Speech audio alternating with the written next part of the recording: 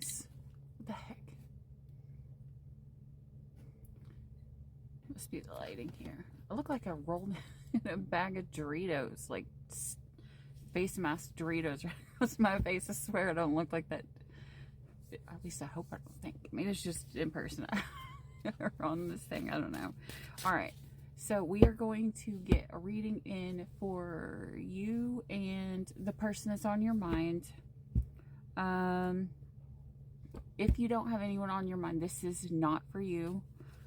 Or if you're in separation, I'll pull something later.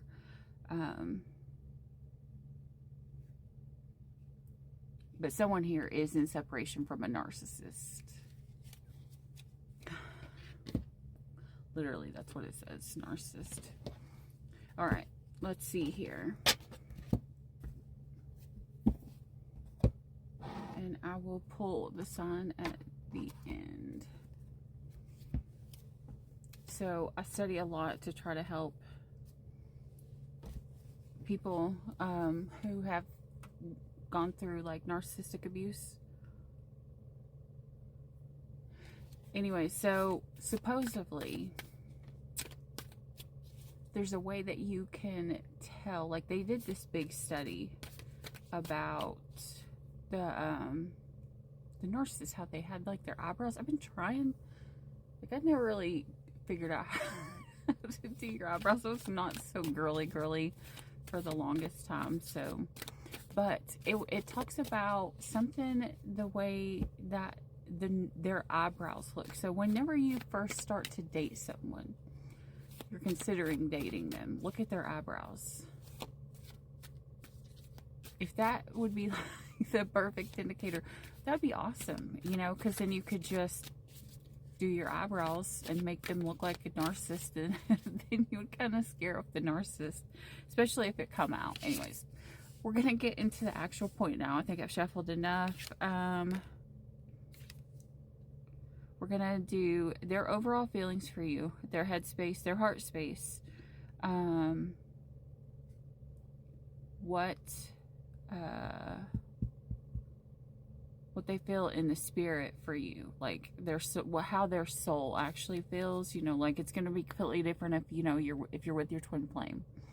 The action in the 3D world that they're going to do, and the messages, something that they want to tell you.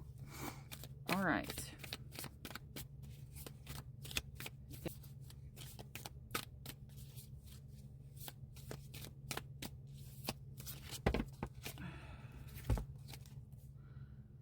This person has a lot of them.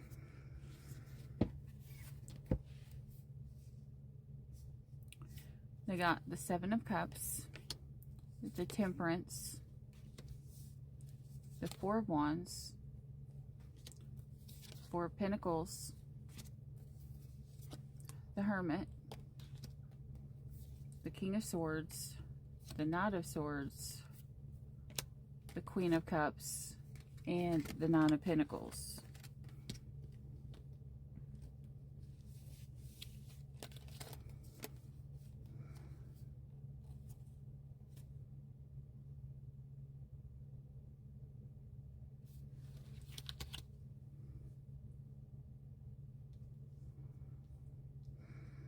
Could be dealing with a Virgo, a Sagittarius. Yeah, that's your major arcana, Temperance and the Hermit, Virgo and Sagittarius. All right.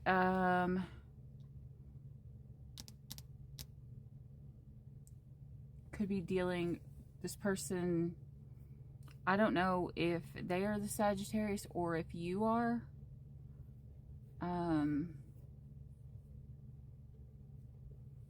Someone feels like this Sagittarius has other options.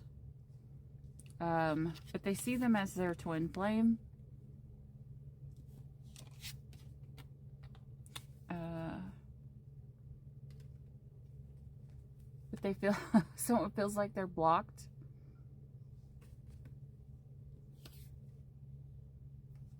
So this person here,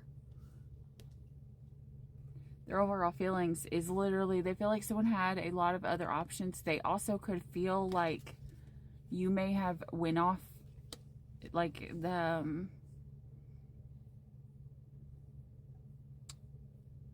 all right, if this falls to be, if you're a Virgo, you feel like you dealt with a Sagittarius who had a lot of options. And maybe whenever you brought that up, they kind of blocked you. Maybe because, I don't know, maybe they chose another option. And they kind of just left you out in the cold. Just reverse it, whatever side you're on. I mean, if I'm saying it that way, then it's probably true. I don't know. Okay, so this person is in the hermit mode because someone went into the King of Swords energy, which the King of Swords is very intelligent.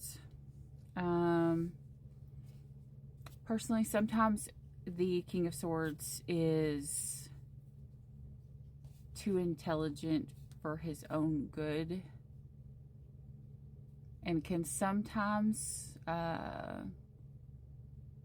know how to manipulate people. I don't know why the heck I'm getting that. Normally, I usually don't ever get that from the King of Swords. That's what I'm feeling. This is somebody here who feels like you left them out in the cold, and because you emotionally manipulated them.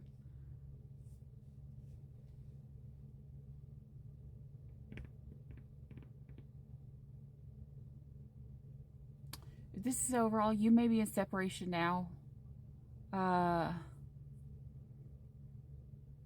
I don't know, but someone here wants to come back in. Someone is thinking about coming back in, but they don't know. See, to this Queen of Cups, which I'm assuming would be you, but they don't know if you have poured out all of your love for them. This is what they're in right now. So they're just, the overall energy that they're feeling right now is that you're stable. Like, you are financially stable, you could be emotionally stable. But then again, I don't know who's running in because somebody here is blocked. So, okay, so whoever blocked the other person will be the person that has to make the move.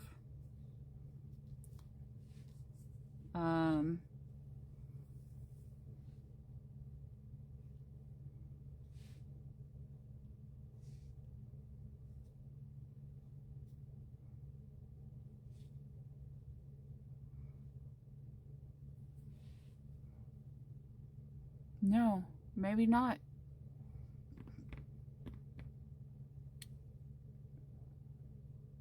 Guys, this is somebody who wanted to emotionally manipulate you. They blocked you so that you would be the one to come back to beg for them. And you're pouring your cup of love out, or they think that you may be because you're not coming back. So this is somebody who could think that you could be returning and you're not. The person who blocked you,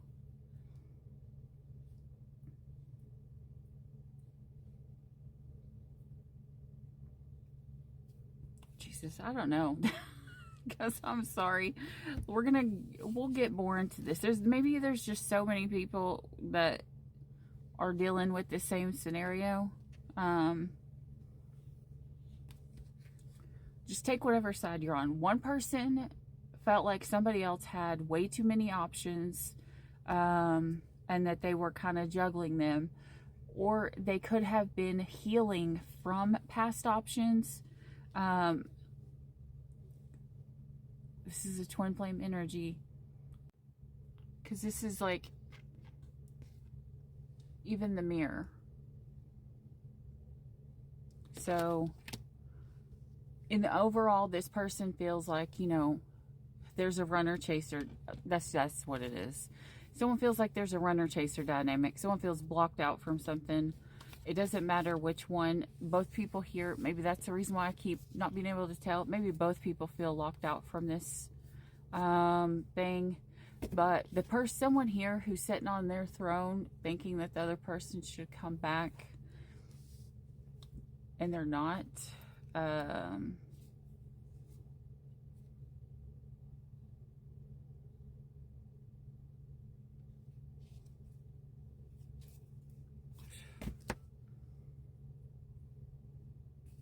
Jesus, this is more hard to like read than my own personal crap. Like, Jesus, what the heck? Whoever this is, this person does not want you to figure them out at all, on purpose. On purpose is what I just heard. That's why I can't read it, because they don't want you to know what's going on. They don't want you to know about their other options, what they have going on. Like, literally, this person could even be like telling other people not to tell you what's going on with them.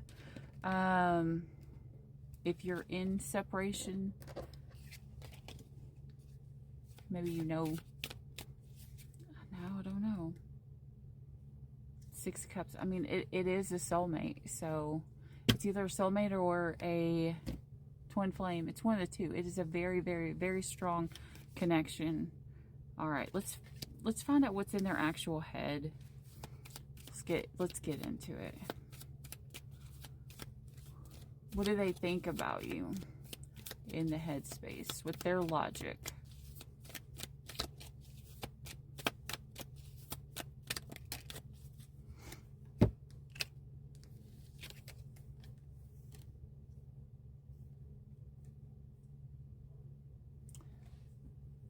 This person's an asshole. Like, I'm sorry, but this person's an ass. This person thinks that they are a king and you're a page. You could actually be dealing with a narcissist.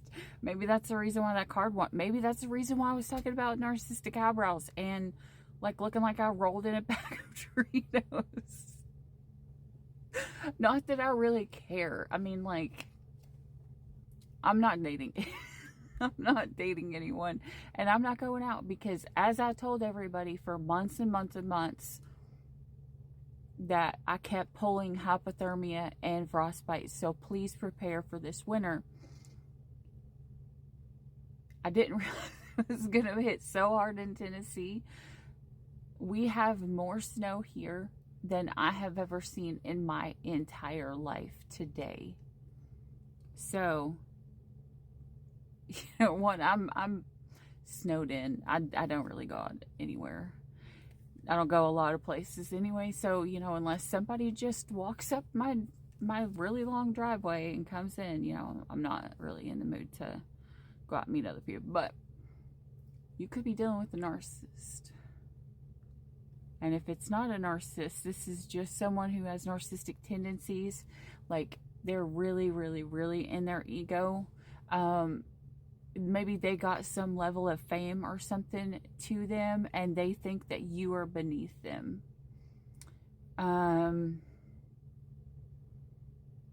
This is somebody who believes that they're a king and believes that you're a page, but they believe you should do for them. Kind of like you're their servant instead of they're a king, so they would have more to offer and to give the page. They think that the page should give to them. Like, this person is all sorts of screwed up. Like, this is if this is a twin flame journey, this is probably the beginning of it. Sorry.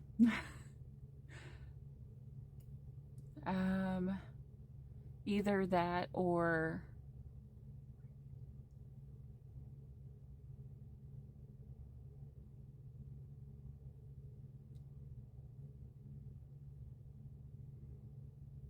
one person's done a lot of healing and one person has not, because we have whoever's the cup energy is very sensitive.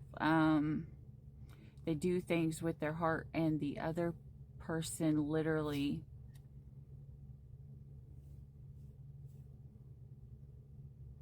like all they do is work and they think about themselves.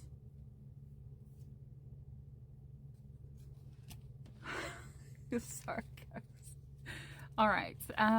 What's in their heart space? Because I'm not liking the way that they think about you. They literally think that you should do everything for them. They think that, I don't know. It's hard to think that way. If you feel like you've made it and you literally are going to make people below you come in and treat you like royalty or whatever, like you're better than them, like you got the world backwards. Like, what the fuck is that? Like, you should be helping the ones that are below you.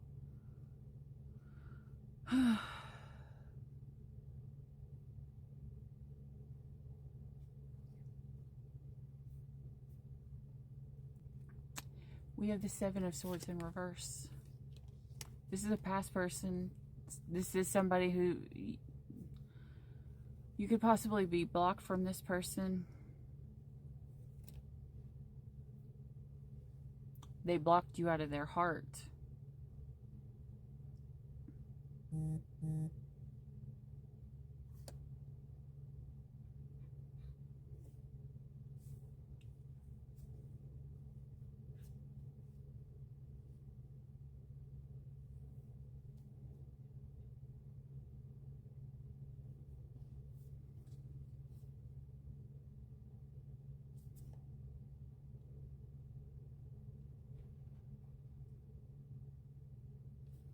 Okay, in their heart,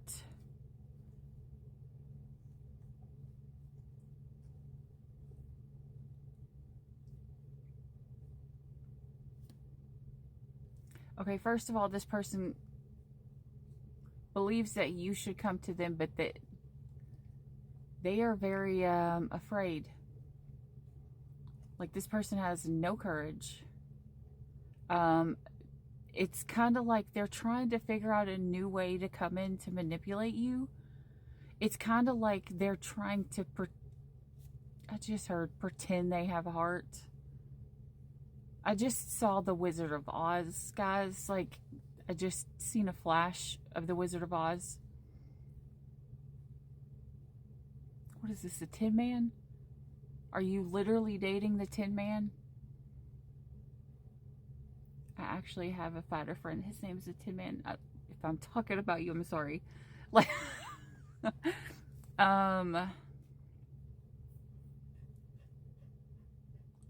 this is somebody who literally is trying, who,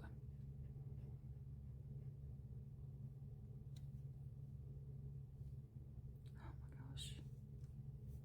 It's like they're trying to figure out a way that they can use their heart to manipulate you to come back. This is someone who's going to play the victim. They're going to...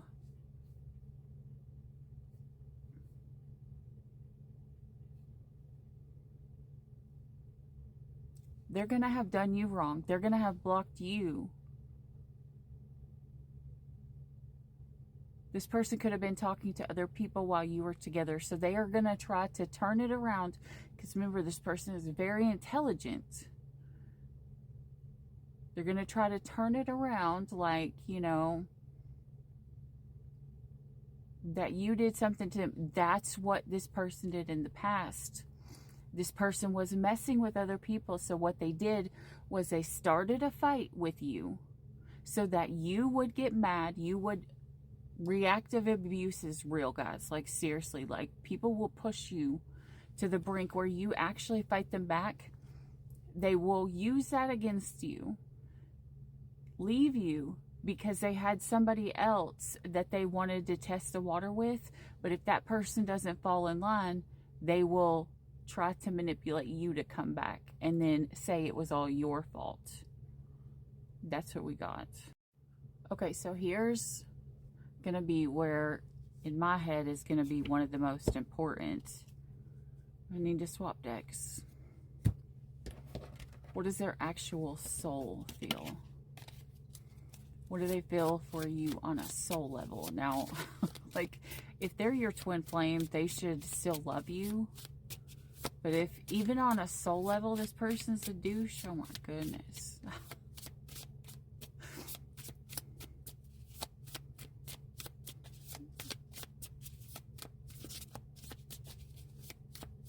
hopefully on a soul level, you guys get to a point where you can detach. The Hierophant. Of course, on a soul level, this person, the Hierophant and the High Priestess.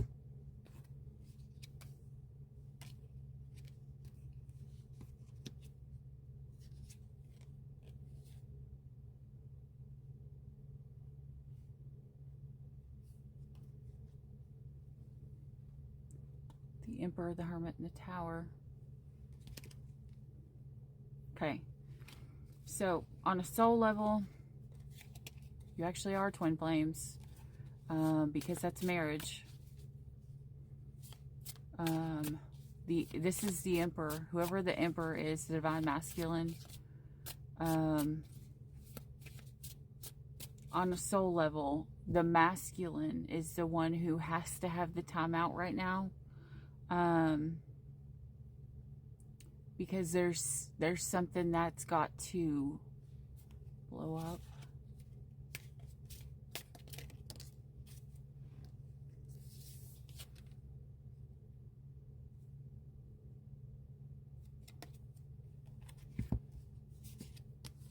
The thing that has to blow up is they can't juggle you anymore, because this person is about to be juggled.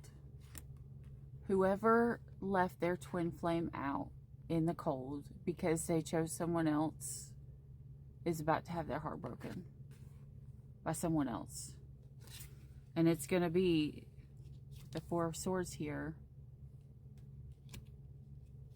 It's going to be the lesson for this person who believes they're better than their twin, that you don't treat people that way. You don't juggle people.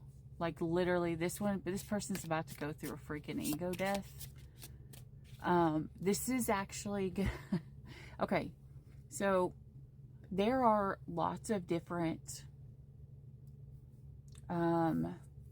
names that why the heck do I look like I have long alien fingers? What the heck? we have a lot of different names for the different kind of styles of relationships that we have. And none of them are horrible none of them make someone horrible. None of them make them any less important. Like, there's a karmic in the mix. Which, yeah, like at the beginning, you would be like, what the, that would make you want to be reactive. However, this person, this karmic, is your saving grace. Whoever this karmic is that's with your divine masculine right now is about to rip their ass a new one, because they are about to be cheated on by the karmic. And they're about to know for the first time what it actually feels like to be in your shoes. This person's going to humble them. It's going to drop them out of their ego. That may be the reason why, and if it hasn't happened yet, it's about to. Like, the divine masculine is about to find out their karmic is actually cheating on them with someone else. I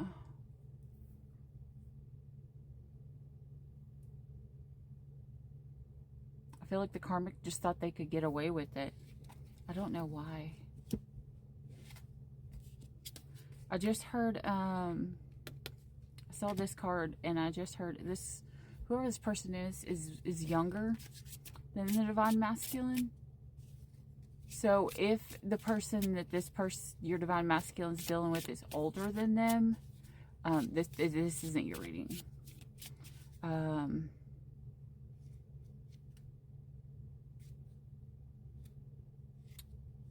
Guys, we have the Eight of Swords and the Queen of Pentacles.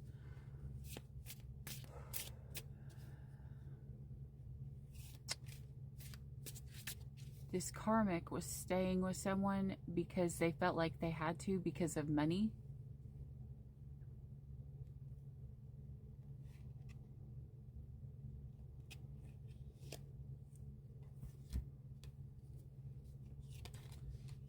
And this person felt like they couldn't go after whoever they wanted because they felt like they weren't financially where they needed to be. And that's coming to an end. Someone's going to come into money.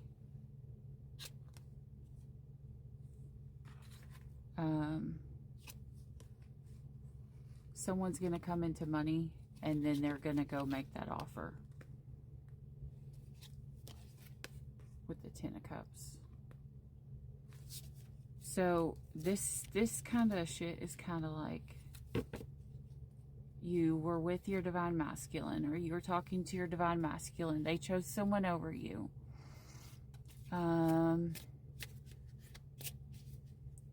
Shit got sour with this karmic and the divine masculine. This karmic was staying with the divine masculine solely for money.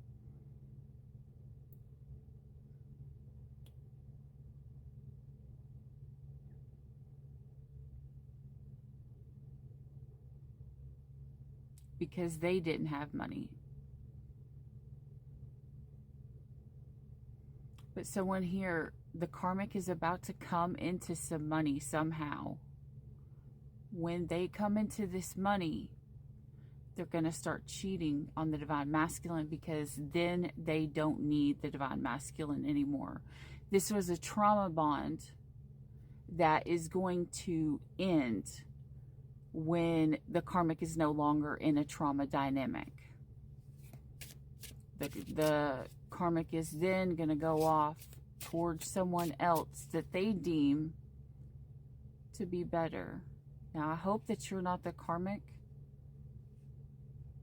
If this is the way that it is, the karmic could be a Libra, or have Libra placements. I'm really hearing Libra. Hermit here could be a Virgo.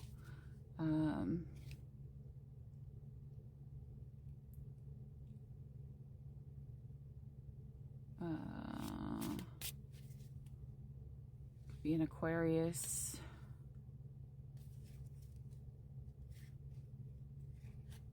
Why did I just go blank? What is... Oh, the world is Taurus. Taurus, Aquarius, Aries. Aquarius, Taurus, Aries. It seemed like the world was 4. What is the 4th one? Is it Leo? Yeah, I think it's Leo. All right. So we have Libra, Virgo, Aquarius, like double Aquarius here. We have Taurus,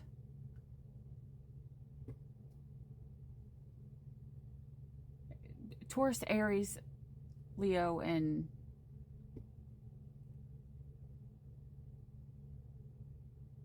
oh, Jesus.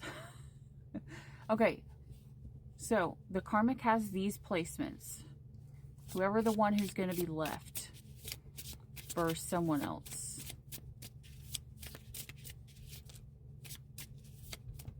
Or the one who's going to leave the divine masculine is of those signs. Aries, Taurus,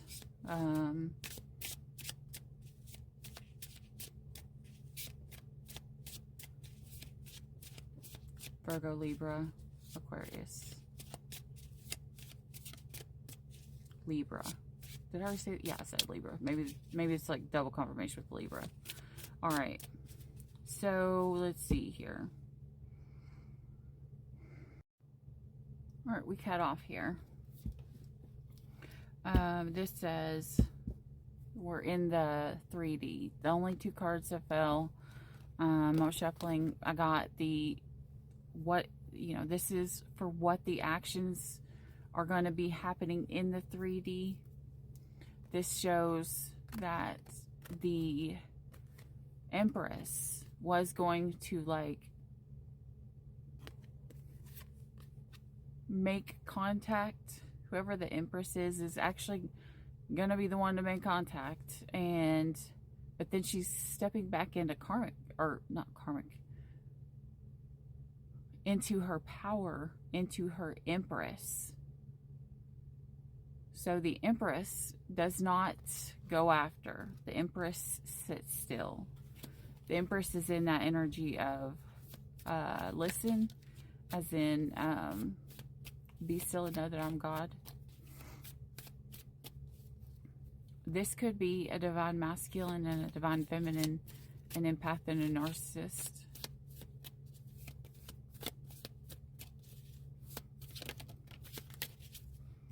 So the Empress is there.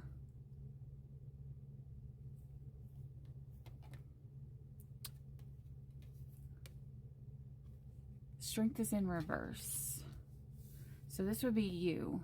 The Strength in reverse is actually a good thing. You would think it would be the bad, but in this case, as in what you need to do, not having the strength means you don't need the strength.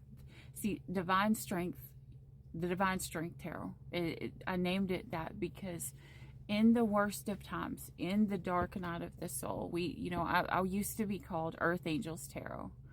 And then I switched it to Divine Strength Tarot because when you go through the dark night of the soul, what you need is the strength of God with you. But you only need the strength of God with you that much to where you would need that card to be upright. If you're going through it, when you don't have your strength, when you don't have your power, when you've gave your power away. So having the strength in reverse, as in what you need to do going forward in the 3D, that's saying you don't have to stand in your strength. They just need you to stand in your actual power, because you're actually in your power. You don't need the strength of God. Well, I mean, you always have the strength of God because you have it in you. You are in your divine feminine form, which is exactly the way that God made you. Like, you are on his path. You know where you are. So you don't have to, like, it's not that when I'm weak, he is strong. This is, God gave me the strength and I'm standing in it. So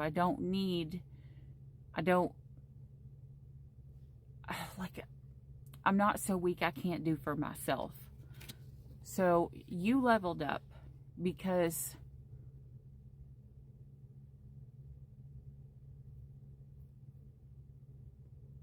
they thought you were a page.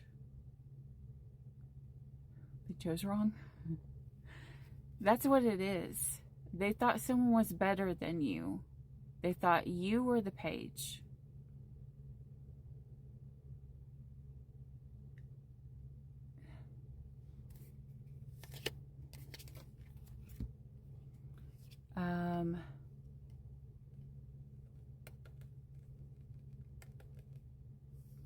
There's a possibility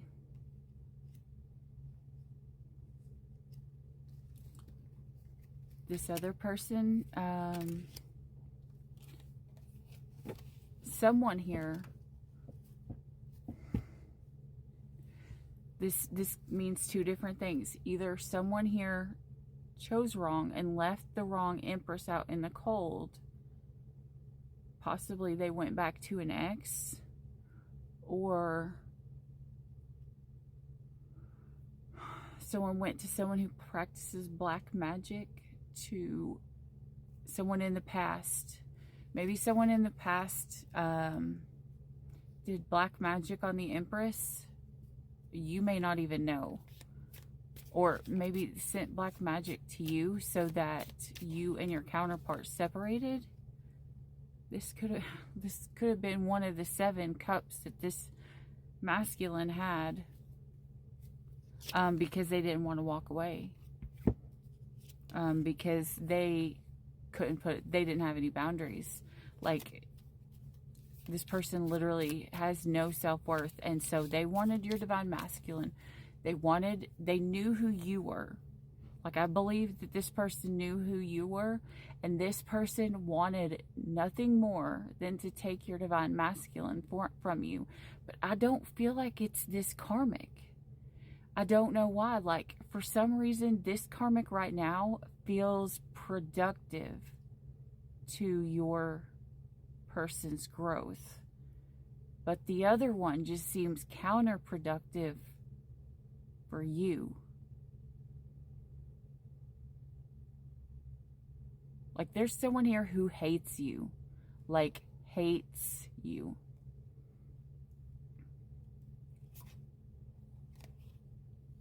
Because they rejected this person sexually.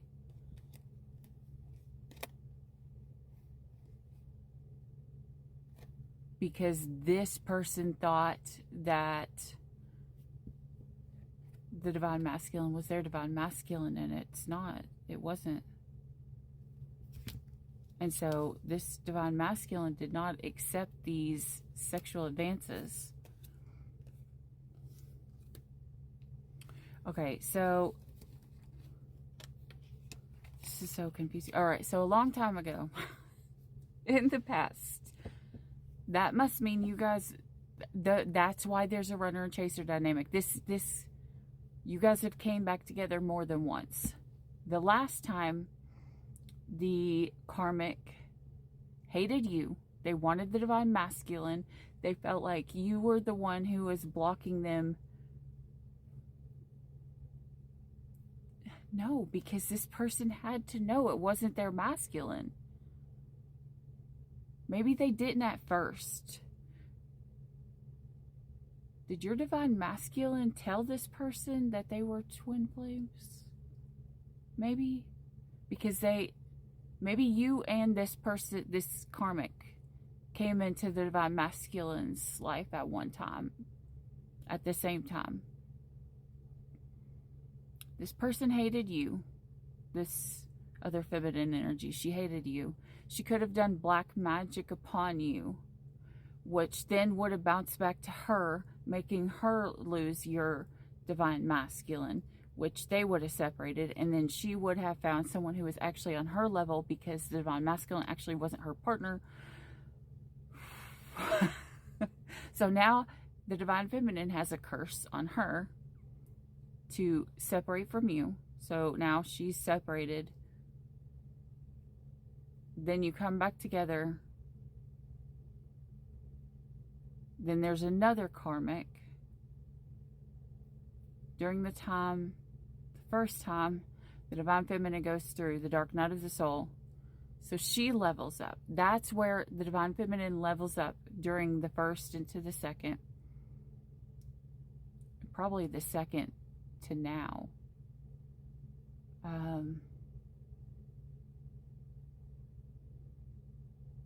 Okay, if it has, you've came together and broke up more times than twice, just space it out. Like the big part where, the divine masculine again chooses someone else.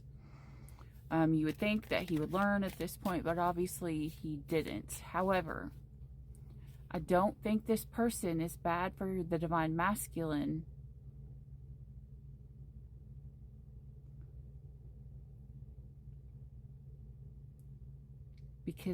But it's going to be because she's going to be good for his soul. Because she's going to kill his ego. Now, for some of you guys, this person that they're with, this karmic, is actually good. Like this is a karmic soulmate. And they're going to choose this karmic soulmate. Like they're going to go off and they're going to get married with this karmic soulmate after money comes in. If your divine masculine has chosen a divinely guided soulmate that could just have karmic traits, like that they have a few other things they're going to learn. This is where you are personally in your space of letting go. You could have been warned to detach.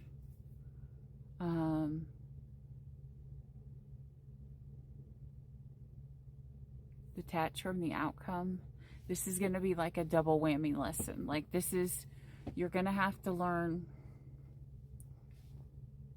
how to detach. And they are going to have to learn how to stay.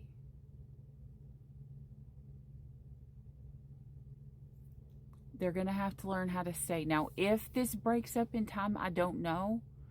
But you cannot break this couple up. Guys, if you are a divine feminine, you need to leave them alone. Guys, if you are a divine feminine, stand in your energy. If this, especially if this masculine is getting married, you cannot cross that. You can't. Okay? If you cross that line of marriage, you will then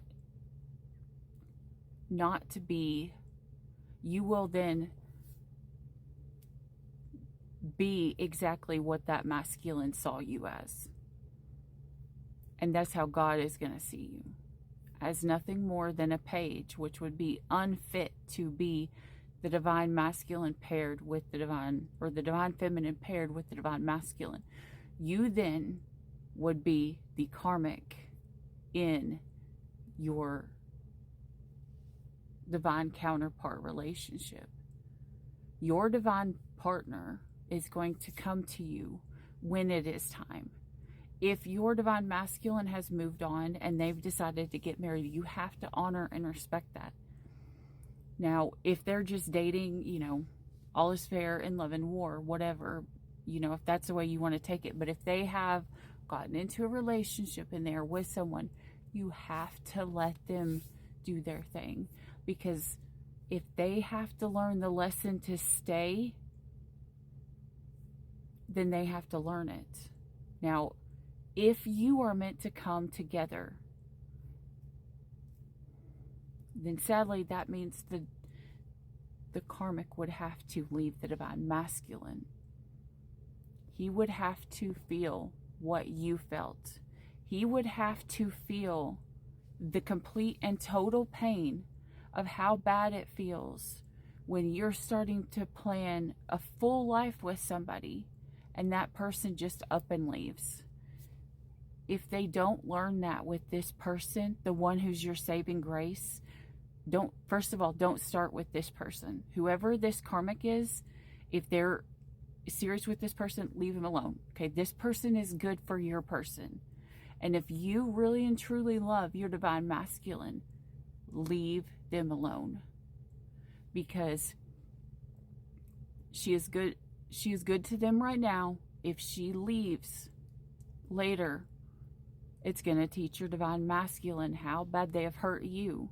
Because remember, sometimes we have to have divine timing, not because you're being punished, but because someone else has to learn the lesson of how bad they hurt you.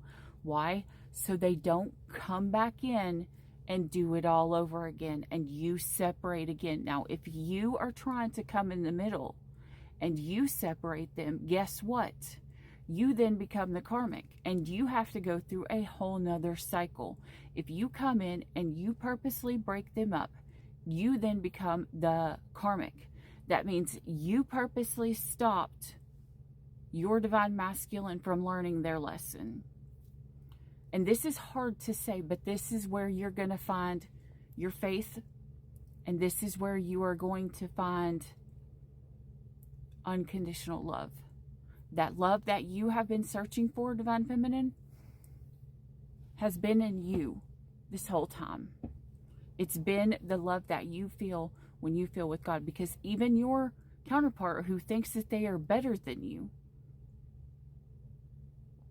knows on a soul level that you are married in the 5D, which you are, because twin flames, they're 2 in 1. Your photons are going to react separately, whatever. They're going to have whatever. This is giving me a headache.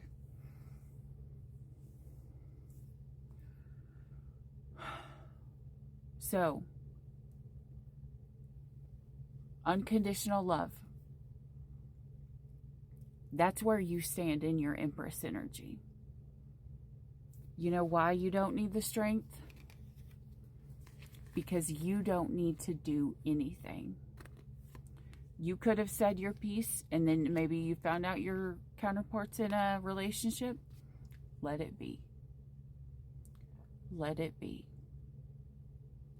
Because when you don't need the strength, you don't need to bust this masculine's ass. You're not his mother. Okay? See, you don't need to whoop his ass. You're not his mama. You don't have to teach him the lesson. His big daddy in the sky is going to teach him a lesson. All you have to do is sit back and wait. Preferably not smoke, though, because that's kind of gross.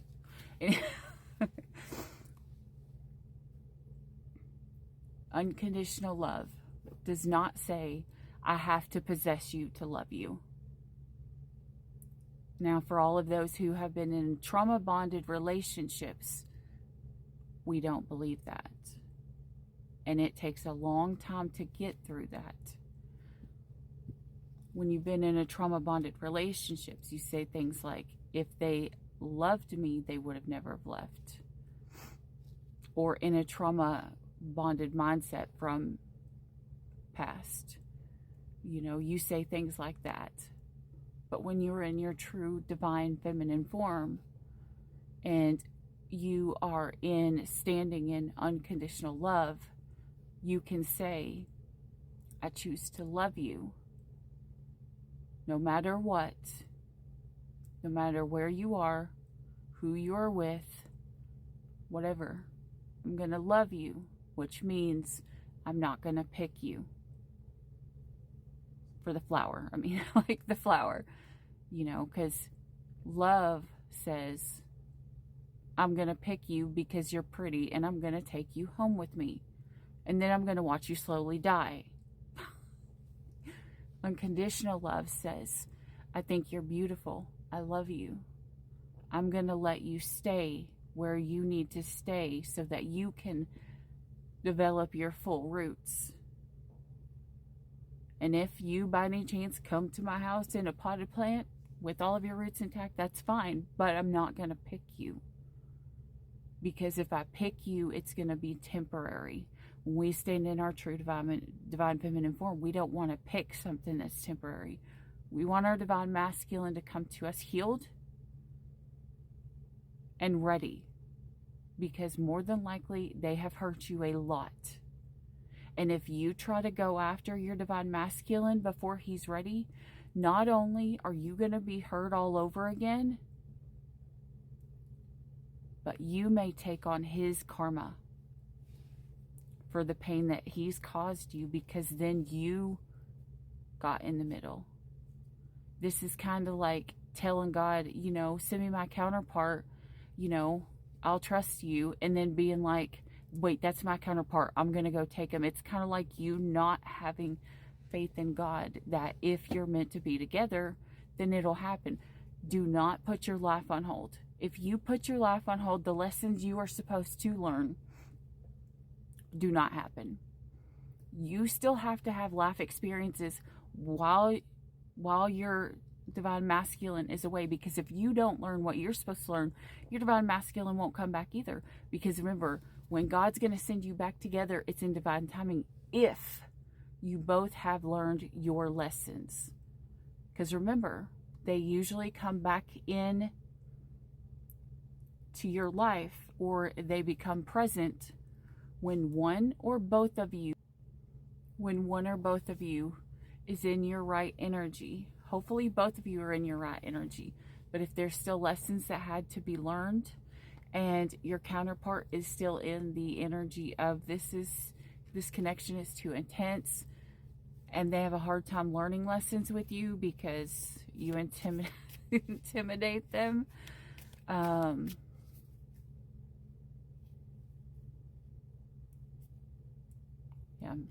See, something here is not over, because the separation is not over because someone has not seen something from a higher perspective.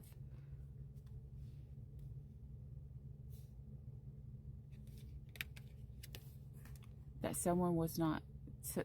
someone needs to give more. Someone was not putting in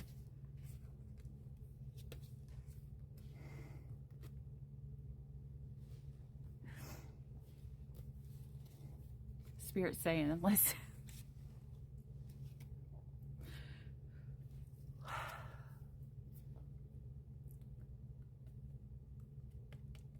this person thinks someone else is their counterpart again.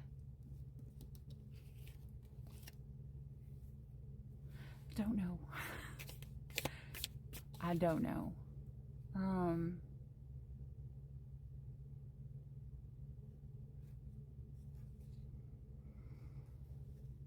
For some of you, this is a very small amount of you. Someone thinks the wrong person is their divine counterpart again. This person is very strong or very intelligent.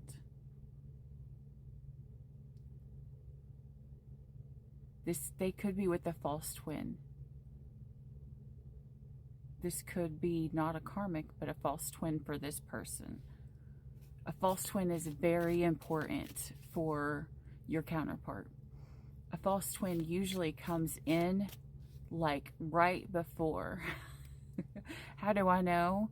I had a false twin right before I met my counterpart. Now, I didn't know what a twin flame actually was. I just knew that it was just supposed, I thought it was like a soulmate, to be honest. I had just started learning about it, like mid part of our relationship. And I was like, oh, well, this sounds so cool. This sounds kind of like us. And I was like, but I didn't feel anything. It felt like a normal relationship, but it was very sexually based. I'm not gonna lie. Like, the person who I was with when I came into the understanding of what twin flames really were, that they were possible, and when I just started learning about it, I knew barely a little bit of nothing. That relationship was very sexual. Very drawn. Like, they say that a false twin and a true twin will feel one and the same, almost to the point where you wouldn't be able to tell the difference. But I'll tell you the difference. When you meet your true twin, at least for the divine feminine, I can only speak for the divine feminine, you feel one. You feel whole. Do you feel like you need your counterpart? Yeah, in a way. Not need them. You just want them. But when they come in, they make you feel whole for you. Because, try to explain this. There's a part of you somewhere. It doesn't matter what part of your life it's in. You feel like you weren't good enough, or you weren't worthy enough, or you weren't enough to do it on your own, or that you just needed something outside of yourself. Now, you're going to want your divine masculine because they made you feel that. They made you feel that, and then you feel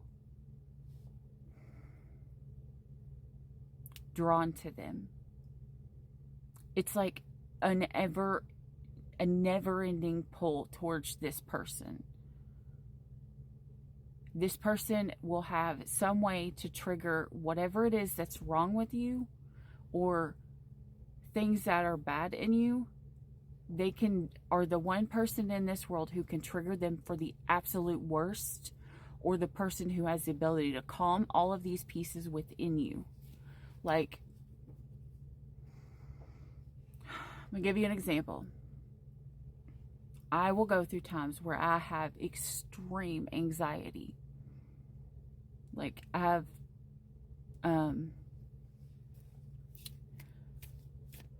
ADHD. So my mind is constantly going all the time. And I'm a Virgo. It's like a double whammy right there all in one. So there's times where I get into this mode of extreme anxiety.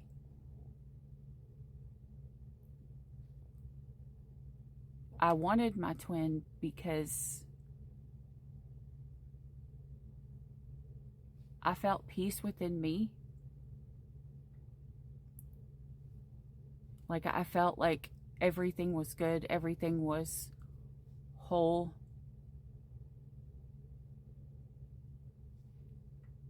And all I had to do was hear his voice.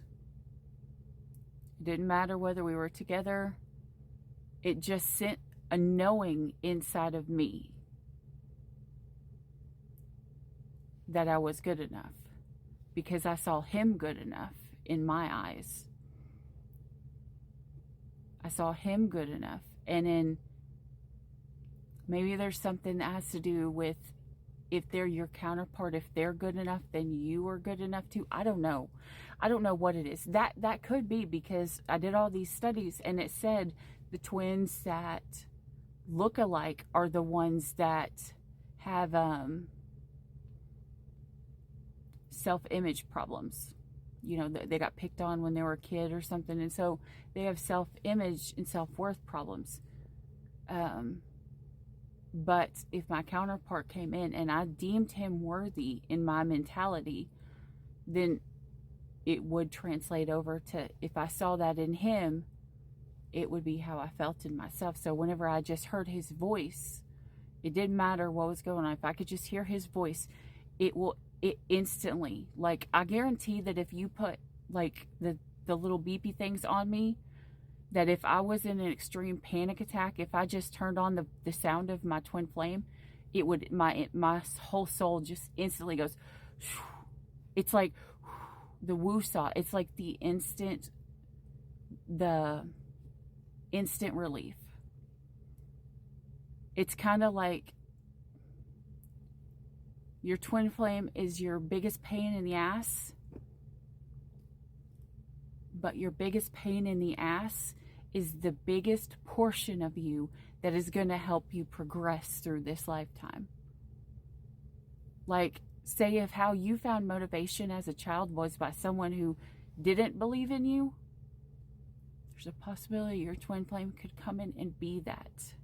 If you have had to live your life as in trying to prove everybody else wrong, to be deemed worthy for anybody to have any kind of respect for you, that may be the mode that your twin is in. Because if they weren't, you would not feel love to them right at the beginning. When you meet your twin flame, there's that heaven period for the divine feminine. They have to have this heaven period, this short amount of time where they instantly feel like they fit. Because if they didn't, it's literally sounds kind of like a trauma bond, but it's different. It's so different. Like, the trauma bonds, like, you know they're bad. In a way, you'll know that this divine masculine has hurt you and they've done something bad, but you don't feel on a whole that they are bad, because they're not going to be abusive. They're not going to be, they're not going to be the way, they're not going to hurt you against your morals. Like, if you believe that in marriage you don't cheat, your twin flame will believe in marriage you don't cheat. Which is another reason why, if you have that trait, you cannot cross that line. You can't. Because if your twin flame crosses that line with you to cheat on the person they're with, you guys both have broke your moral boundaries. And if you can't look at your twin flame like he's respectable and moral, and when I said not abusive, I mean physically. And if you can't look at your twin flame like he's someone to, like, in high regard, someone that you can trust and respect, you will lose every bit of that inside of you for yourself. And if you lose that inside of you for yourself from your actual counterpart,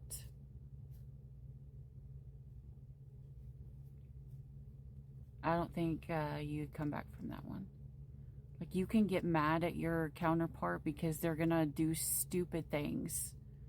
They're going to do things to trigger you, to piss you off, because they have to. Like literally they have to. That is their purpose.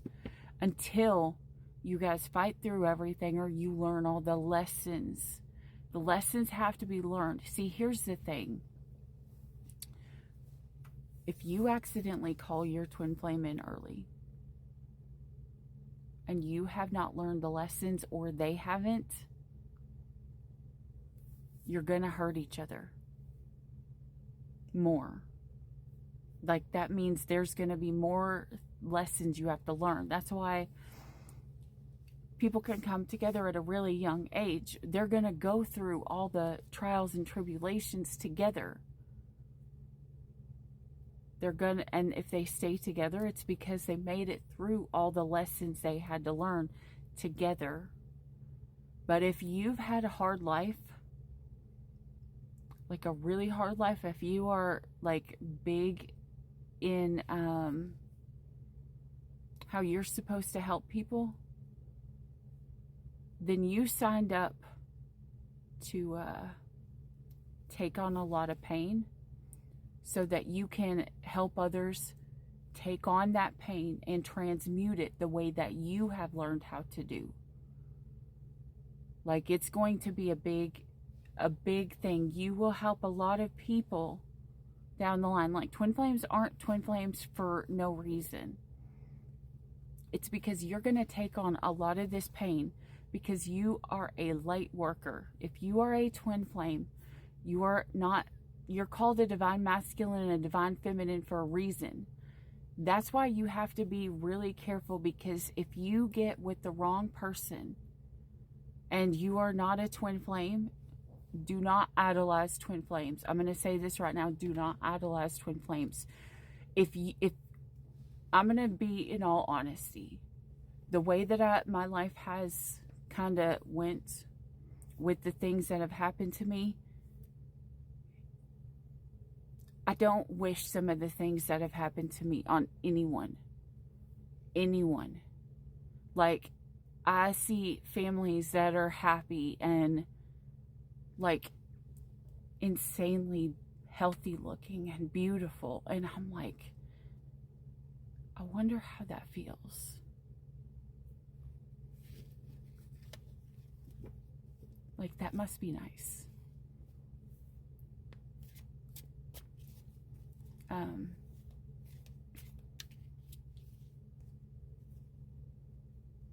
And it's only the normals that get that.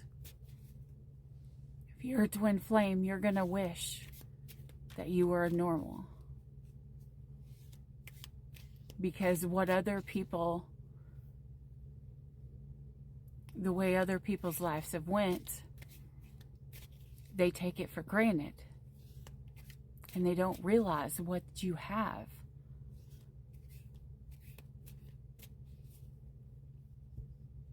So don't idolize twin flames.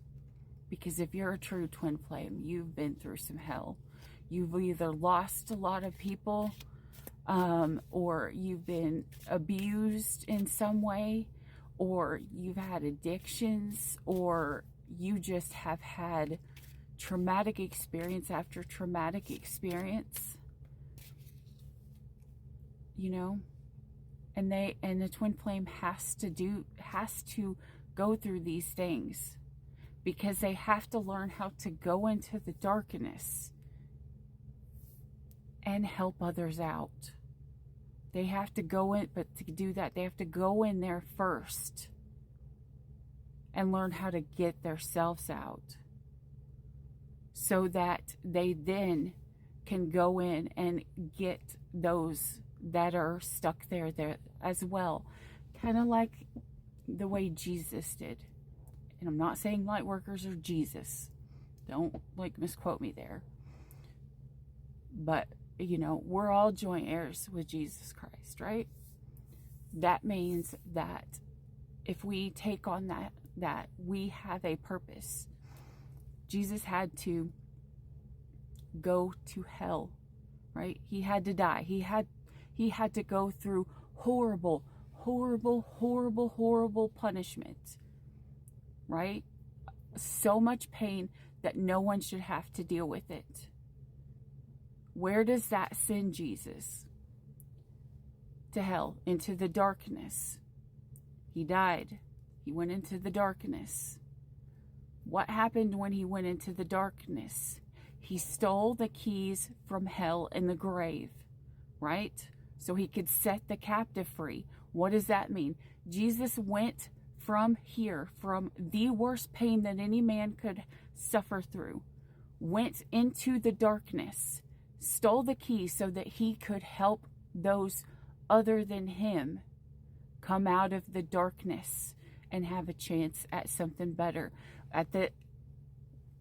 It was then called Abraham's bosom, because Christ had not died for our sins yet.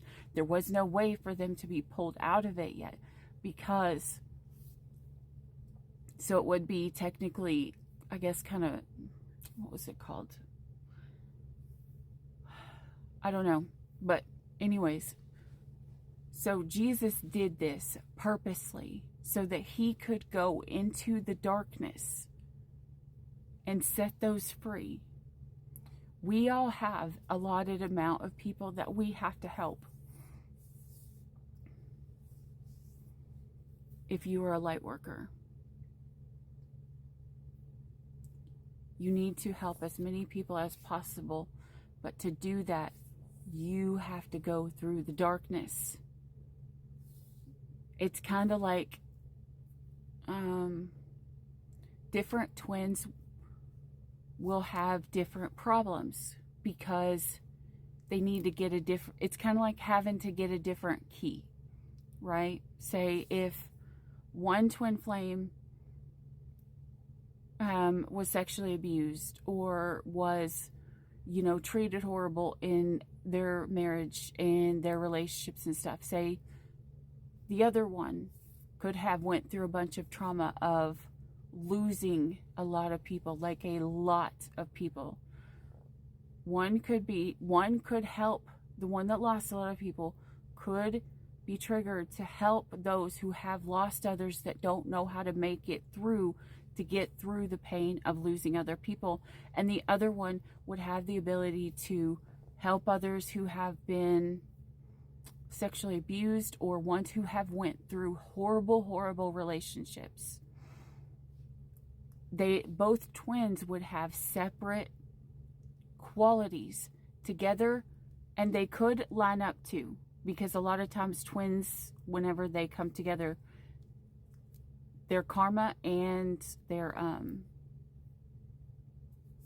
it's kind of like, you know, it's like my dream. Remember how I told you when we touched hands, a little bit of light came out just from touching hands, but then when we kissed, like, it spread to the whole world. So it was like a bigger kind of a light that had to be come out. So a lot of times twins will cross over,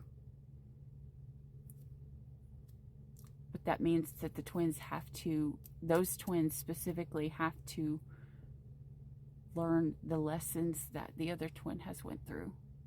Like if one person lost a whole lot of people, the other twin would then have to lose a lot of people.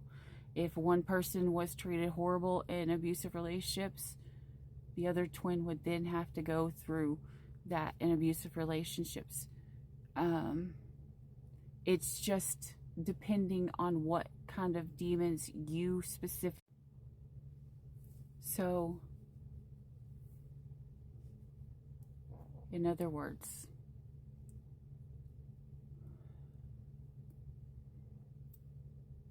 the bigger the purpose, the bigger the powers. The bigger the powers, the bigger the demons. It's kind of like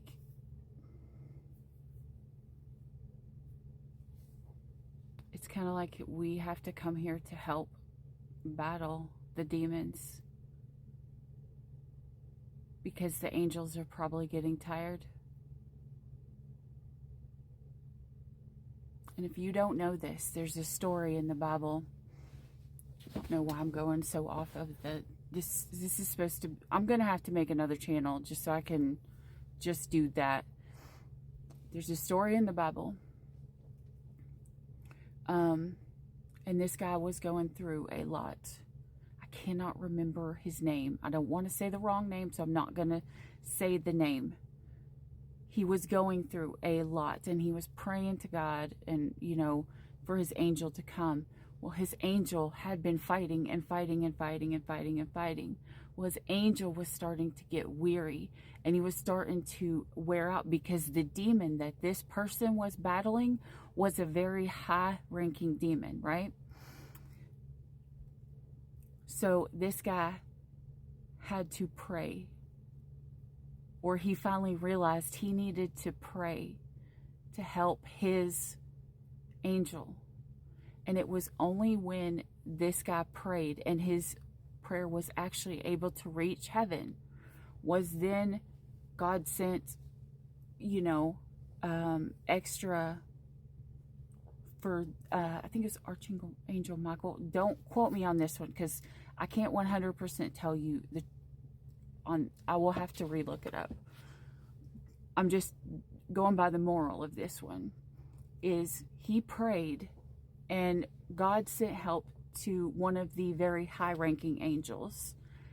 And then the thing in Persia, I believe it was, the battle in Persia was then settled so that Archangel Michael was able to come here to that angel and help that angel fight that demon. Because sometimes we can have a very strong faith, but our angels get tired just like we do. We have to remember to thank our angels, you know, that God sent to us. Because I'm not going to cry. I'm going to try not to. We think about this. God created us in his image. And he made angels to help us. He made angels to help us. And we have angels fighting for you every single day.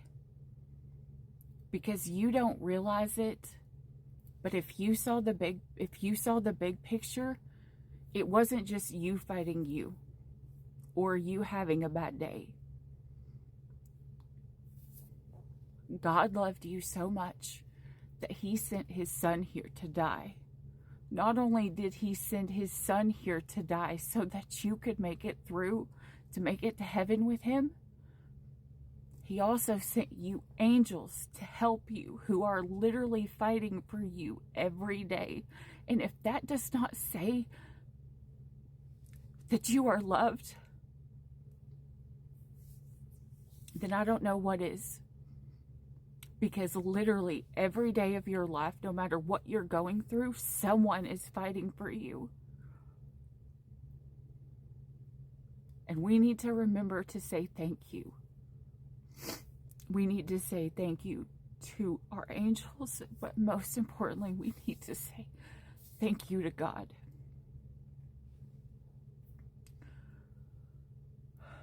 Because he made heaven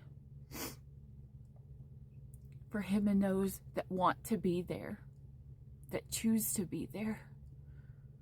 But you don't have to choose God. You don't.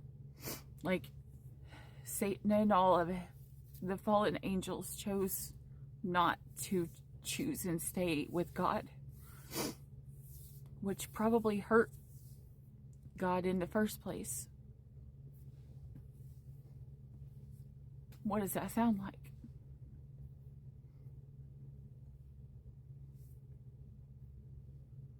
He made us in his image. Remember how I told you when I had seen the angel or spirit, not sure, here beside me, and I was on that bridge and I had to choose. I could have left.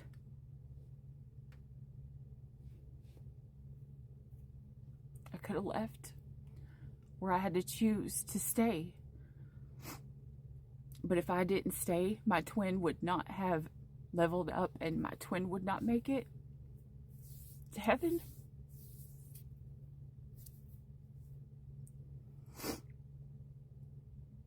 knowing that at any point in time, your angel could literally just say no. The angel who's fighting for you could literally just say no. I'm not going to fight for that person. They are an egotistical douchebag. And that's how they could feel. But God made them to be subject unto you. So when you ask for help, the angel will help you, whether you think that whether they think you're a douchebag or not. The angel's still going to fight for you. But for those of you who have went through a lot, the 144, remember to say a thank you to God for sending you the angels. Because so we're just humans. They fought for you.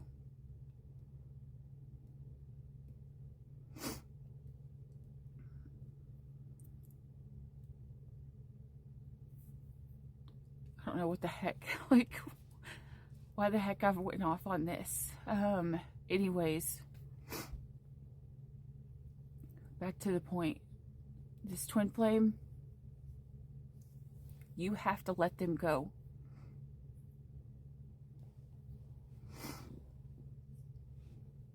I used to pray all the time. Especially after the second time, I prayed all the time for my twin flame. And for his angel.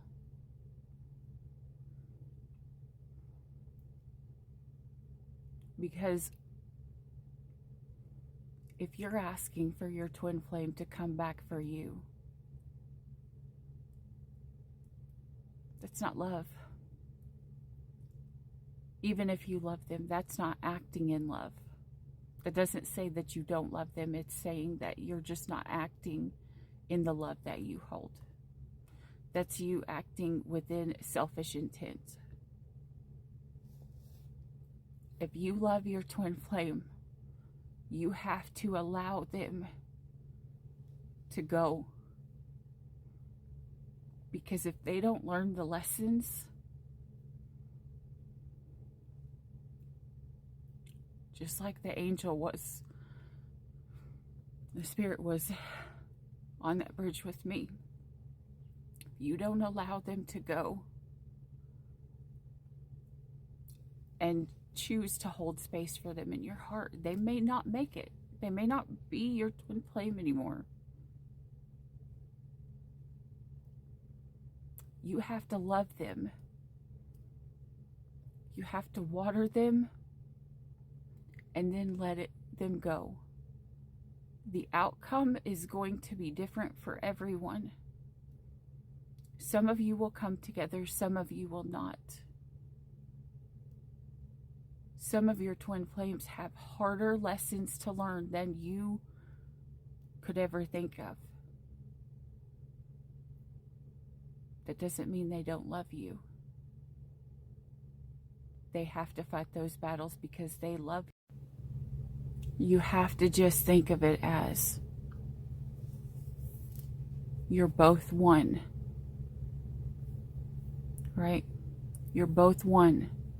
You're two bodies having a soul experience from the same soul. If you and your twin have a big purpose, you both have big missions. You both have big things to learn. Your twin doesn't leave you because they hate you.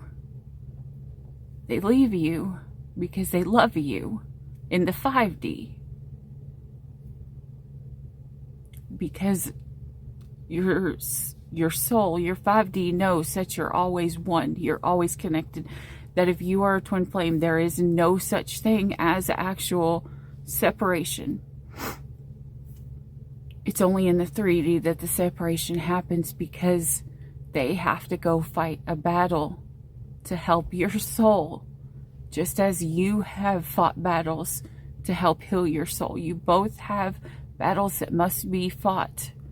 It's not only you that are fighting, it's also your angels. So if you love your twin flame,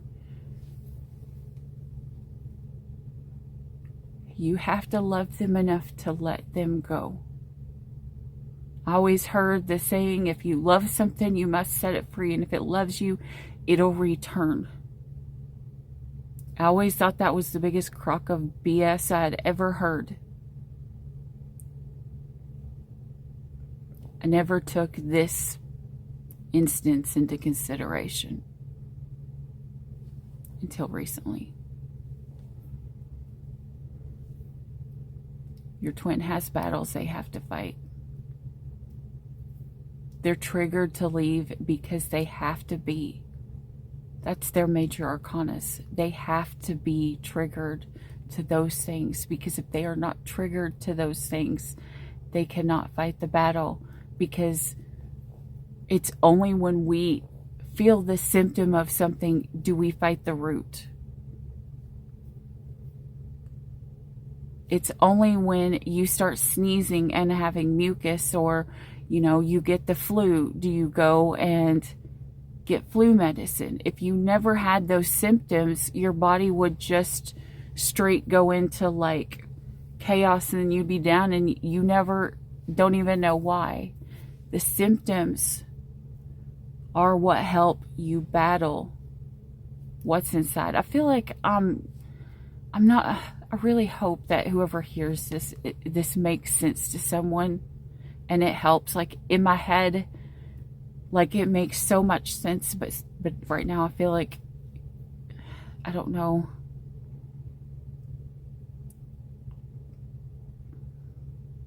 Just know that your twin flame loves you.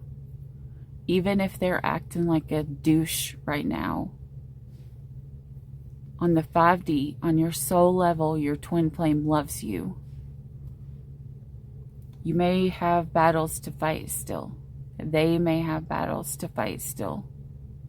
Their angels or your angels may be getting tired.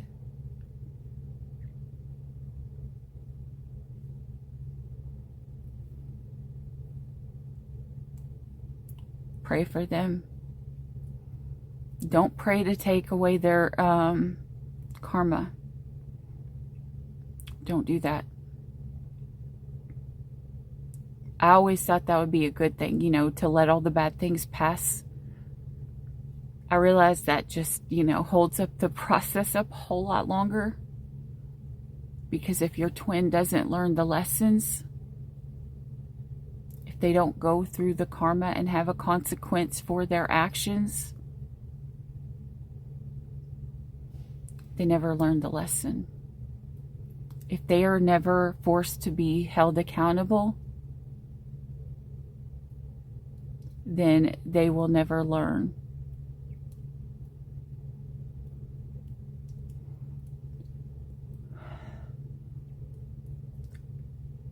You may have to be the one that holds them accountable. You may be the biggest teacher to your twin and yourself.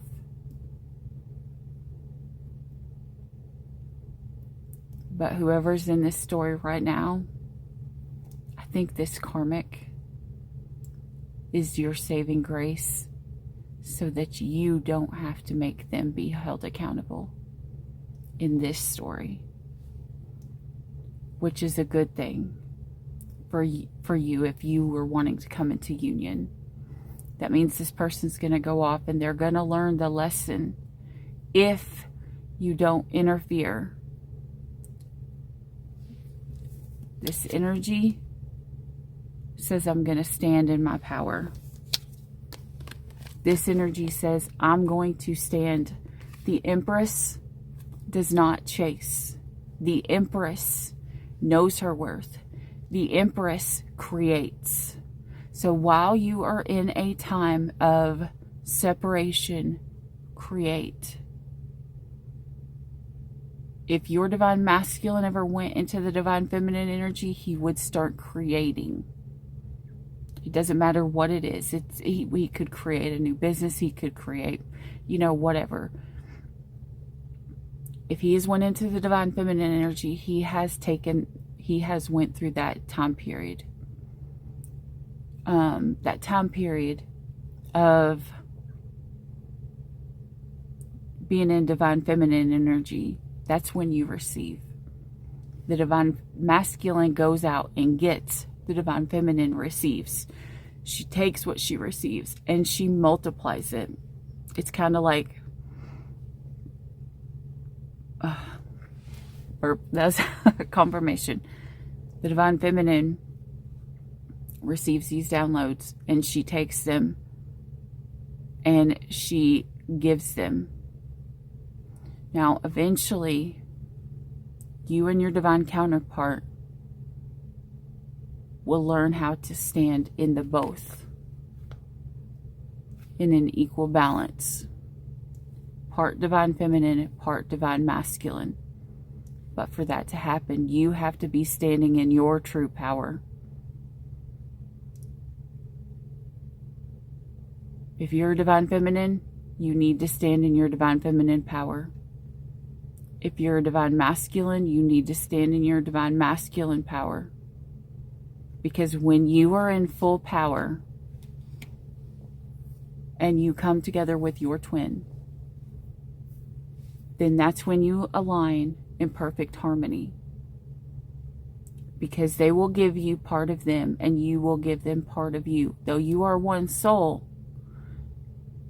and both equal, that's when you will be equally yoked, because the divine masculine then can give to you and you can take that and you can multiply that to him.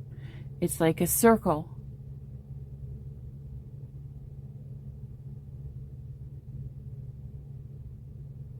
But technically it would be like two circles going like this.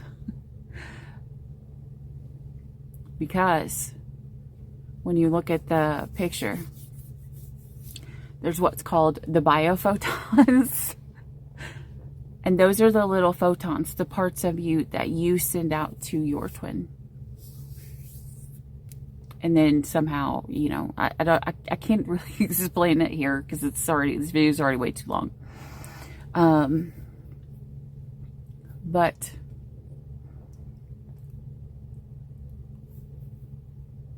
if you are not on a twin flame journey, don't wish for it. Don't wish for it.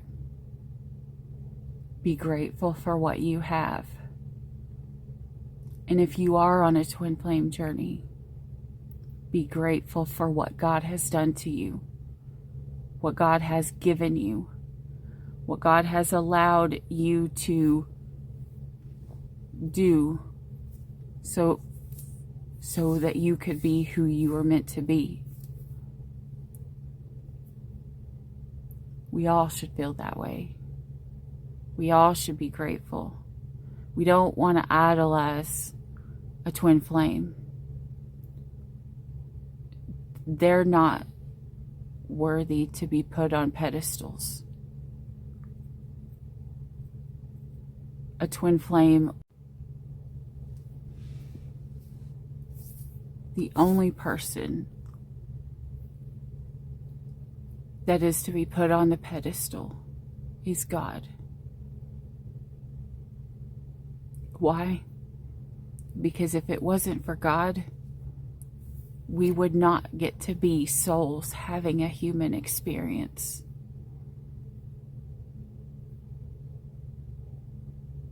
Twin flames, ones who have the bigger gifts for the bigger demons, will also have to answer for a lot more.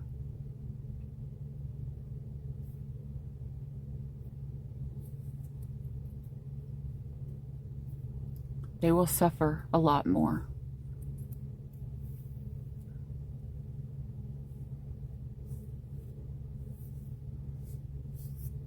Just like a preacher Or who was it?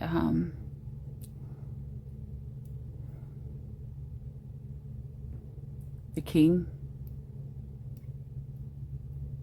When you have people you are supposed to be here to help,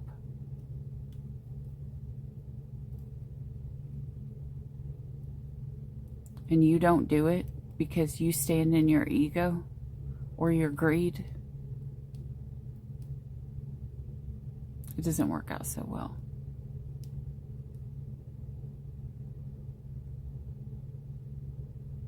Or your judgment. Literally, the other day, I was so mad. I was so mad because I felt like someone was just straight up judging and, demeaning everyone's name. And like I had felt like I was arguing, and this person was not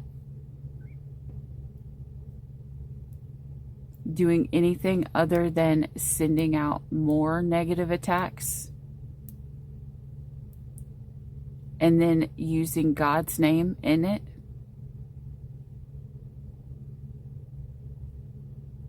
God literally had to tell me no, to stand back.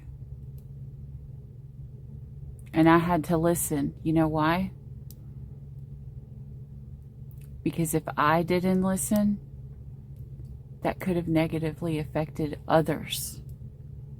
See, we don't notice that sometimes when we say something or when we do something, that it can have a negative effect and sway other people from loving God, which is what he was doing. And I can't go to him to try to say, you can't do this. And me not realize, sometimes the things that I say could have a negative offense and draw other people from that same love. I'm going to tell you right now, I'm not judging that person, but I felt his energy. I told him, I told him that he has the energy that I would assume Paul has in the Bible. Then when I saw the things he was saying, Paul persecuted Christians before he became Saul. Paul had to learn the hard way. People came to him and they told him, you're judging people wrong, because he was judging all the Christians and he was, unaliving them. He had to be made blind. In other words, he had to go into the darkness. And then God had to show him the light. But first, he had to be told. It says in the Bible that everyone will have a chance to accept or deny. But he had to be told, and then God would work in them. So there's a possibility. Maybe the reason why I'm saying that is because if we interrupt with our twin flame, if we don't let it come out the way that it's supposed to come out, they may not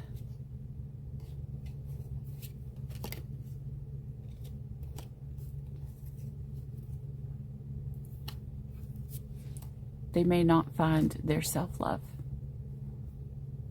If they don't find their true self-love and their true self-worth, they can never love you. Because just like the other person,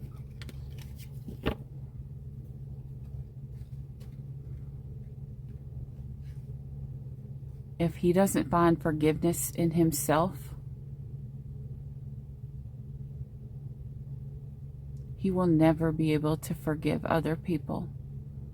When he doesn't judge, until he learns to judge himself righteously, judging someone righteously means with love, with honor and respect. You judge them, you hate the sin, but you love the person. He is in the energy of judging the person because there's something inside of him that he's done that he has not healed. Why am I? The reason why I'm saying this, if your divine masculine has not came back and apologized, there's a high possibility it is because they could have grew up with parents that made them feel that if they apologized, that meant they made a mistake, which they were taught. It wasn't that they were making a mistake, it was that they are a mistake. So your divine counterpart could have that trauma in him to where if he doesn't have himself put on this high pedestal, he feels like he's failed everyone that he loves. There's a reason why he may not come back and apologize to you, because if he apologizes to you, that takes him back to his childhood wounding that says if he has to apologize to you, he didn't make a mistake. He is your mistake. This would be another part within him that you can't fix.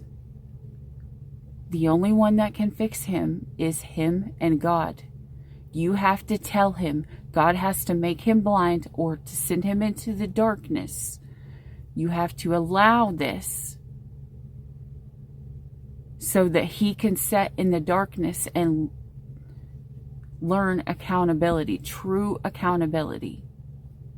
That's when he will see the light of God. It's only then will your counterpart see the light and know how to get out of it. Because as much as the divine feminine is sent into the dark night of the soul, you have to remember how painful that is. So while your masculine is gone, hold space, hold love, but let him go.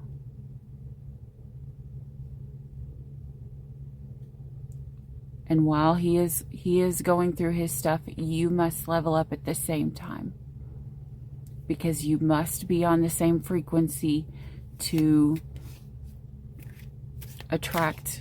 Like attracts like. If your twin flame heals and levels up and you don't, you will not come back together, because you will not attract each other, because you are not in alignment. If you realize the only time you and your twin come back together is when you are in a shit mood, that means your counterpart needs to raise their vibration. And he has to level up to you. Now, if you come... I did the rest of this reading and it did not record. I read these cards of what your twin was going to say. And then I literally told you guys, do not hear these. Hear what your twin said to you. Because it was freaking beautiful. And I said, do not hear this and have false hope and chase your twin. I think I'm not supposed to read that part to you. I don't think this part is gonna be good for your highest good.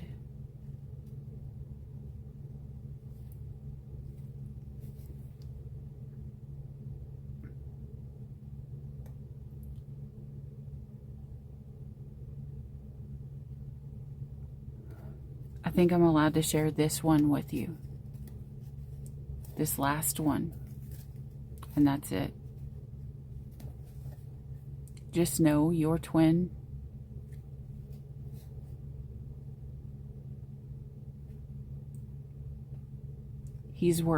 your twin is worth holding space for while you still live your life and you learn the lessons you're supposed to learn. You may not see it because you may see this person as a douchebag and an a-hole and a narcissist or an evil person.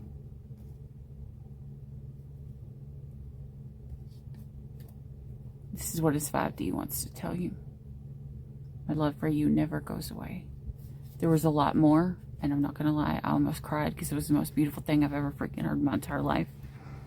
But we have to remember that's their 5D. That is not your 3D. Whoever this story is, when you make it home, when you make it out of this world, you got a good one. But you have to let them learn the lessons here. You have to let them go. If they finish their task, I'm hearing that song, I'll meet you when my chores are through.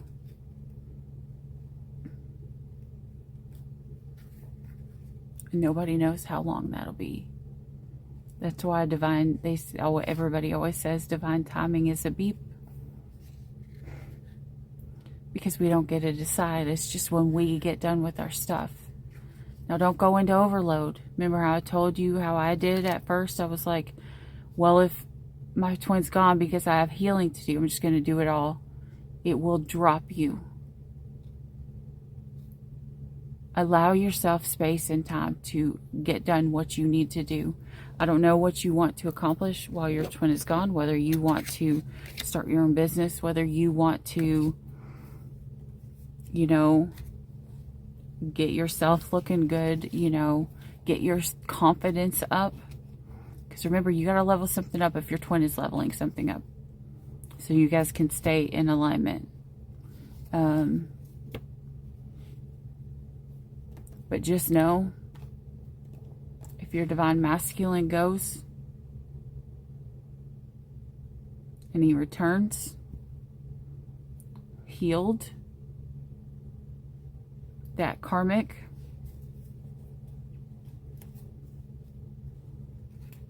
was like one of your fighting angels. They fought a battle for you that you didn't have to fight. One that will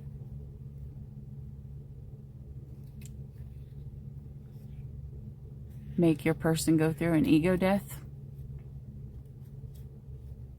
and one that your twin will never have to look at you for making them go through that ego death. Because a lot of times when that happens, that comes with resentment. And you can't resent your twin, because then you would be resenting yourself. And that starts you all back over again. So if you've had to let them go, just know it's for their highest good and for yours. If they just go out and they just sleep with a whole bunch of people and then you run after them and then take them back, you did not teach them anything. In fact, what you just taught them is that they can stand in their ego even more. That they can stand and stay an awful person. Because if you don't love you, if you don't learn your self-worth and your boundaries, your twin flame won't either. Because if they're going out and messing around with other people and you're running after them and taking them back, that's saying you don't know your self-worth. And by now, if you're in the Empress energy, you know your self-worth. Do you have to take them back when they come back? No. But remember, if you're doing your work while they're gone, when you start to love yourself more, you're going to love them more. It's going to be hard. Because you're going to feel that unconditional love. Because unconditional love is a choice. It is not a feeling. Unconditional love says, I will love you for all of eternity, no matter what. I choose that. No matter if you're a douche, no matter if you're a good person, I still love you.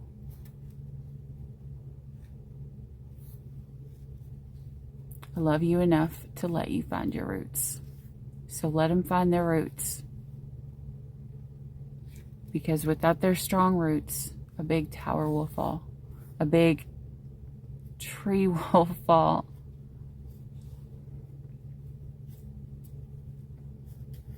Love them enough.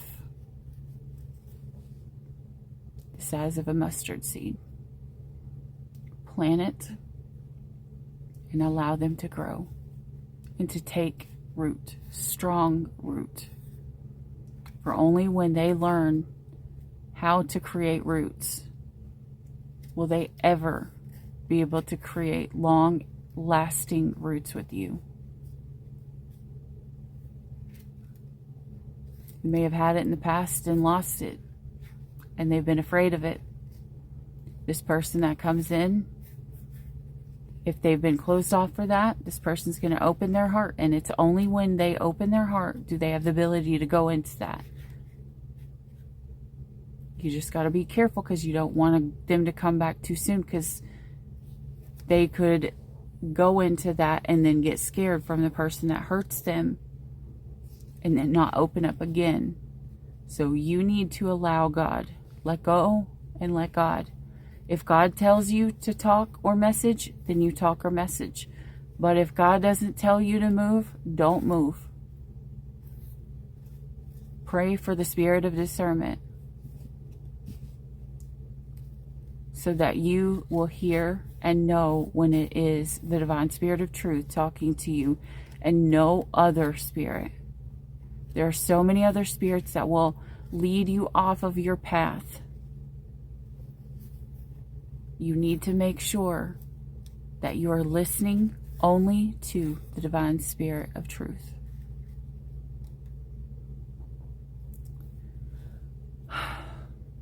Sorry that this message was so long. I don't know why this is so important to come out now.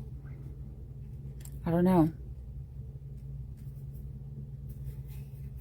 But if your person is married, leave them alone. As in sexually or trying to go after them. Let them go. You can still love them and you can still support them from your side of the world and your half of the soul.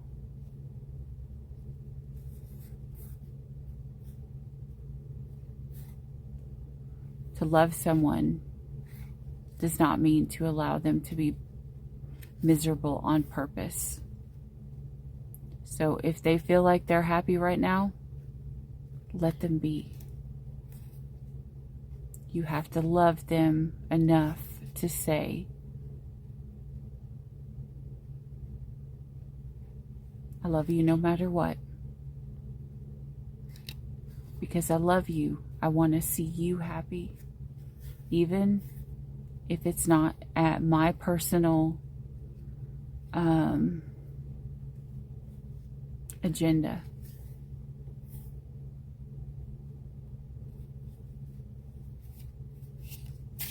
I'm hearing that song, I Can't Make You Love Me If You... Yeah. It's I can't make you love me. So the words are, I can't make you love me if you don't. And I can't make your heart feel something it won't. So here in the dark, in these final hours, I will lay down my heart and I'll feel the power, but you won't. Divine Feminine, this is going to hurt. I'm not going to lie to you, it's going to hurt. I've been there. It's one of the hardest things you do. When you give up your power, that's when you find it. I know that sounds weird, but literally it's like When I am weak, He is strong. When you let go of your power, that's when you will find it. For it's not what's of the world, it's what's in you. You got to tap into that God that's in you. How you do that is you have God in your heart. For some of you guys, you need to work on your connection to God. And that's how you're going to level it up.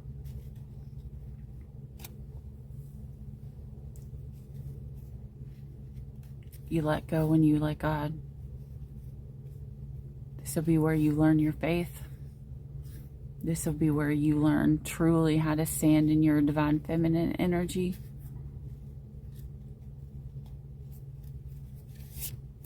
Some of you guys, I think, have anger issues, just like your masculine, and you need to be able to take care of those. Heal you while your divine masculine is healing himself. So that when you come back together again, you guys don't destroy each other all over again. Because I will tell you right now, if they leave a second time, it still hurts. It doesn't hurt any less than the first time.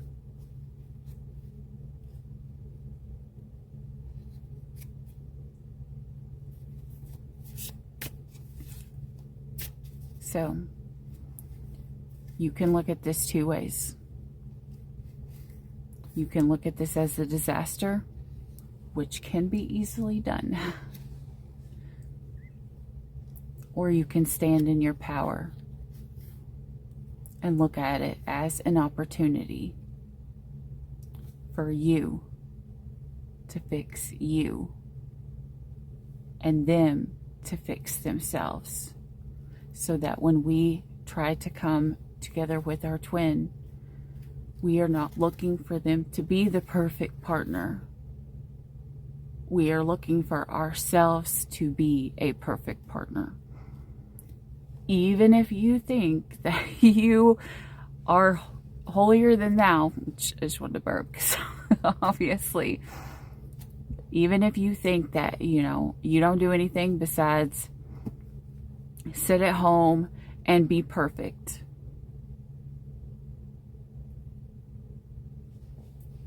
In the story of the parable of the prodigal son, if you always aligned, divine feminine, if you always aligned with the woman that stayed, or the son that stayed,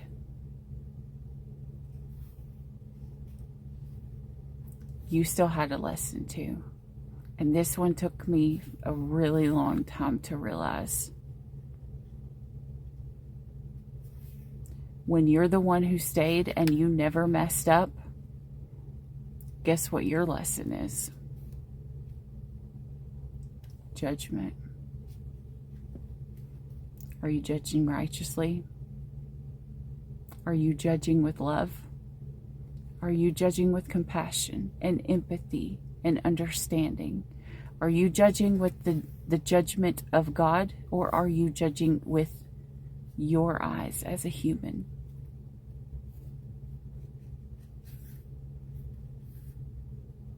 Because your brother or your twin went off and they did horrible things in the world, yes.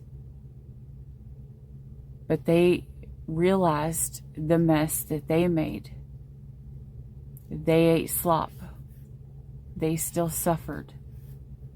They had to humble themselves to come and ask forgiveness.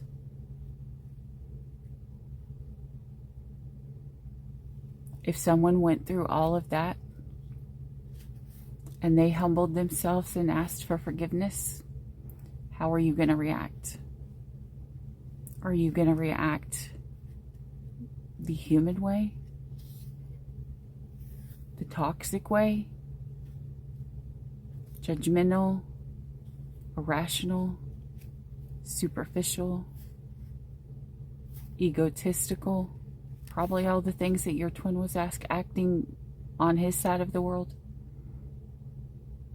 Or are you going to act with love and understanding, realizing that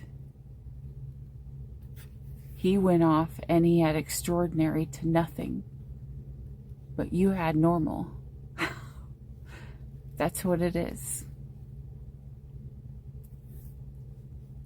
You got to stay and feel the love continuously. They suffered. It hurt them. But here's the thing. A lot of times, when we're judging someone,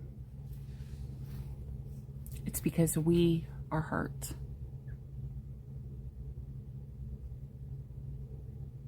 We're judging them because we are hurt. When we are hurt, what is that? Selfish. When we judge someone by how they hurt us,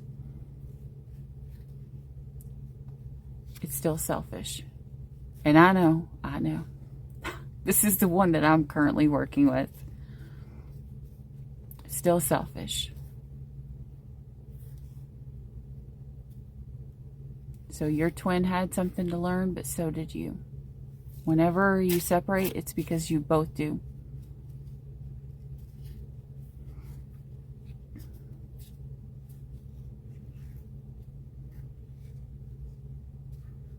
Yeah. So remember, if you went through the dark night of the soul, as I always tell you, if you find out your twin's going through it, have compassion, have love, have understanding, have caring, the way that you would want them to have for you.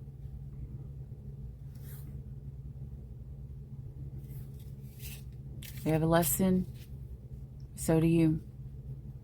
Can you learn to be still? Can you learn to have patience? Can you learn to have faith? And trust in God.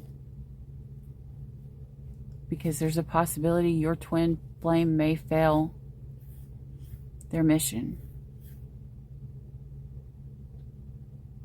But you have to allow them and trust them that much that they will complete the mission. Just like they had to trust you and allow you to complete yours.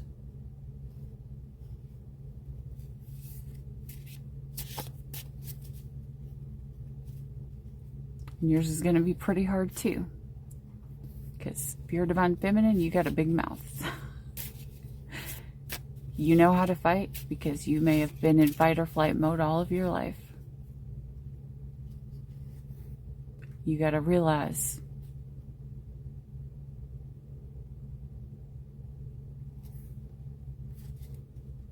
we all got to be grateful for the spot that we have. Whether we stayed or whether we went, we both have to learn lessons. Till next time, stay with